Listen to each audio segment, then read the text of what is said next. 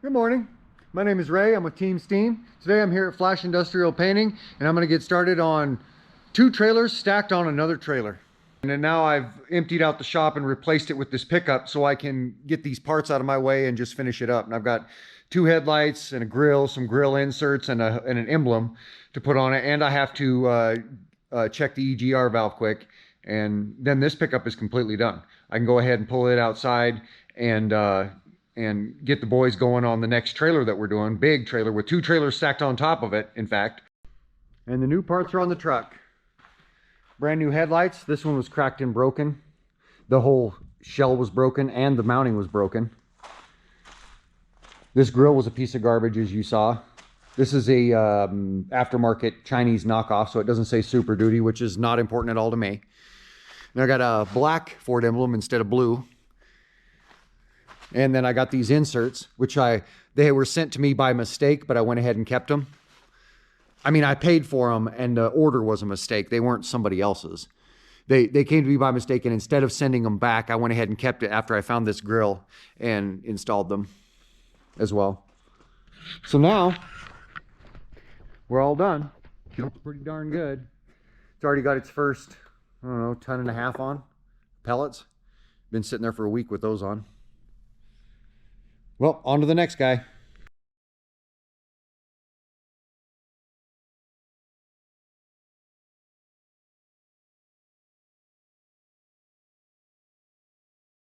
All right, so we got her pulled around back here.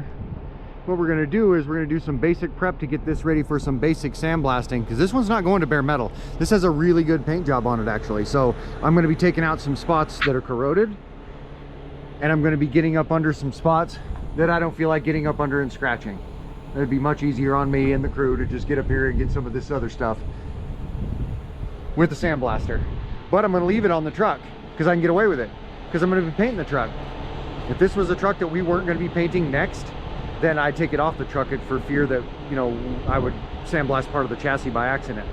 But because we're doing the truck next, I'm gonna go ahead and leave it on the truck, lower the door, right down onto the frame, and then just do my blasting in here, or out here. Then when I'm all done, I'm gonna pull it, I'm gonna open the door and I'm gonna pull it straight in the shop and we'll get to work masking on it. That's the game plan. Now that we got the masking well underway, I'm gonna leave the boys to that and I'm gonna go ahead and start removing some stuff from this and then basically get suited up and start prepping it. Things like this tag, we'll drill those 4 rivets, we'll pull that off.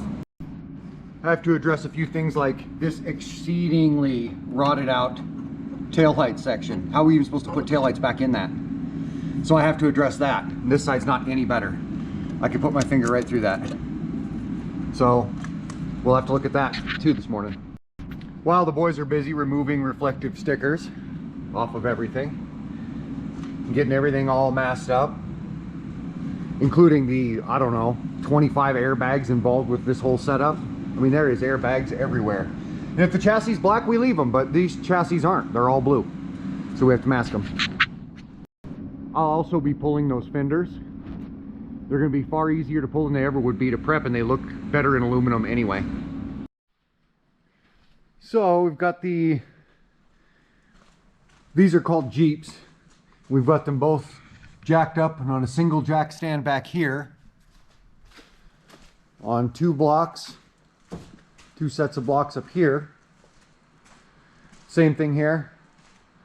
1 jack. We needed 1 jack under each axle here because of the way this particular one is. These 2 aren't the same company. They're not set up the same. They're not for the same thing exactly. This one is made to go at the rear, and this one is made to go at the front. It's set up entirely different. So the suspension's a little bit different, and I had to do each axle. But either way, all 4 axles are up off the surface. So now we can mask under there, mask, sand, and paint under there. That's why those are up about 4 inches and these are only up about 1 to 2. Now we can continue with what we're doing. Get all this wood masked up, everything masked up. We're gonna mask up these tires in bundles. That way we don't have a bunch of blue overspray on them. Meanwhile, here's what's happening outside.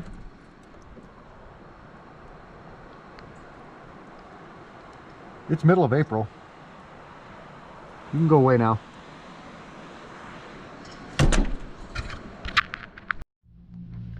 And so now I have them all marked on here, and I have the lights marked too because I want to cut the lights out first.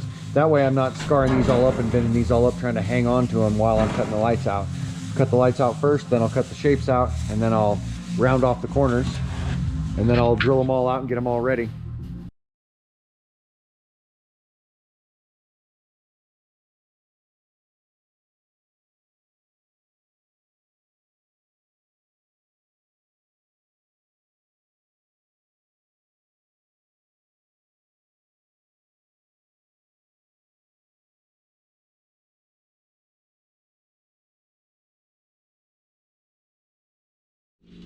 So now, and this will just wipe off with thinner. I just wanted to mark, that way I could keep the top straight, because this is 3/4 of an inch, and the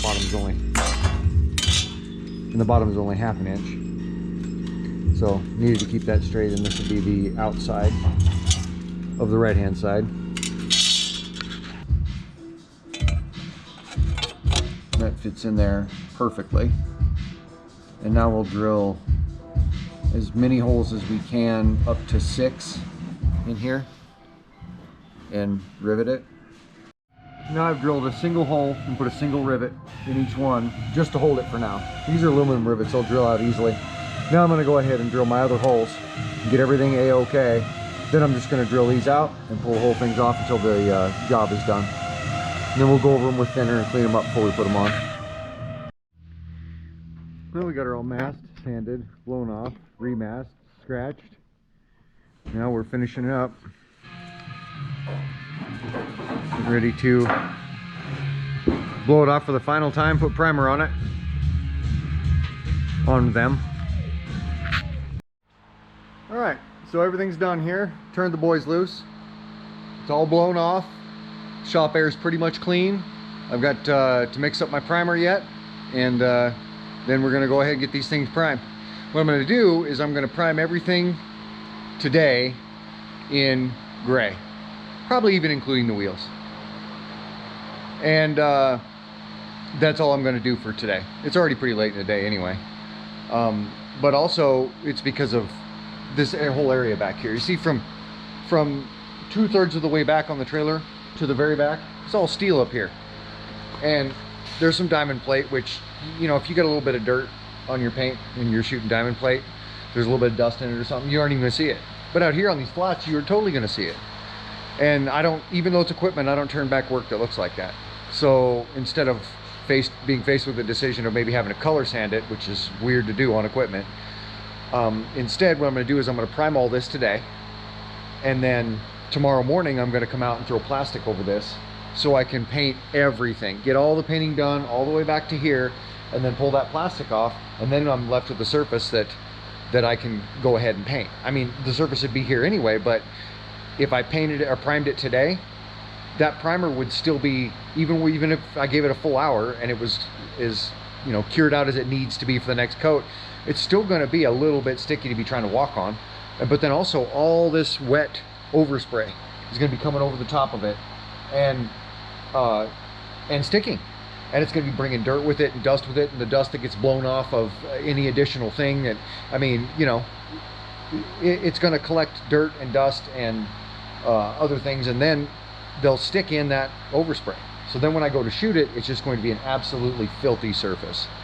So instead, I'll do it this way, get everything painted tomorrow all the way back to here, then pull back the plastic, and then it's ready to go.